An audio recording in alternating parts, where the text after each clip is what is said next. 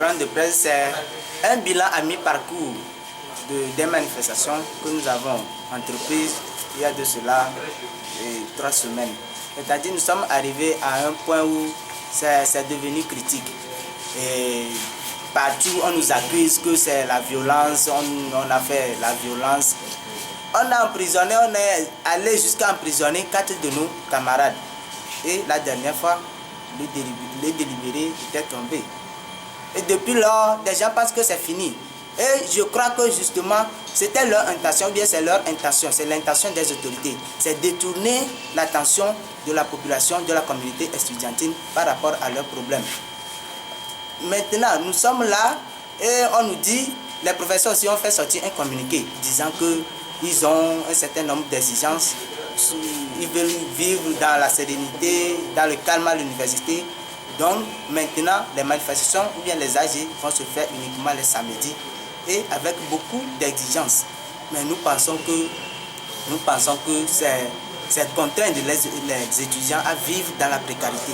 C'est obliger les étudiants à vivre ce qui est amer. Aujourd'hui, nous ne comprenons pas pourquoi les gens ne veulent pas résoudre les problèmes des étudiants, mais ils veulent toujours nous dribbler. C'est pourquoi nous voulons faire cette conférence de presse et appeler la communauté estudiantine à être toujours prête pour le mot d'ordre à venir.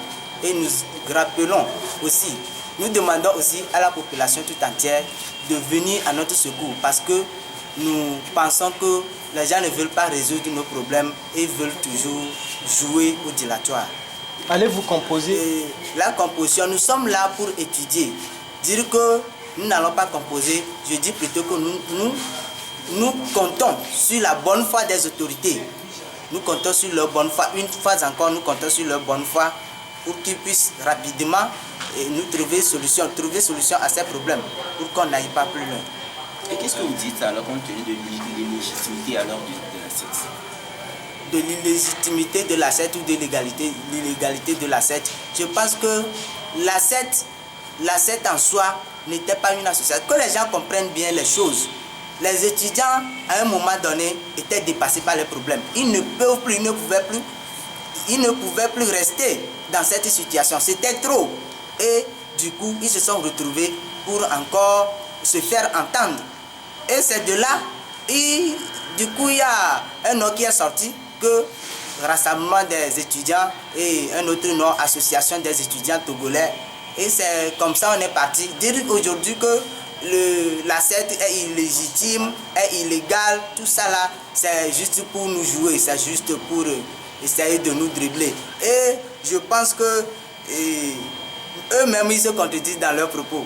Si de l'autre côté on nous appelle pour négociation et de l'autre côté on nous accuse que nous sommes illégitimes, je pense que non, qu'ils sont là juste pour jouer au dilatoire. Continuer les manifestations, ce n'est pas un souhait et ce n'est pas une joie. Mais tant que les problèmes vont demeurer, tant que notre plateforme ne sera pas touchée, tant qu'on ne va pas regarder les étudiants avec au moins un œil de pitié, je pense que nous sommes obligés de continuer. Nous sommes obligés de continuer les manifestations s'il n'y a pas de solution à notre problème. Merci beaucoup.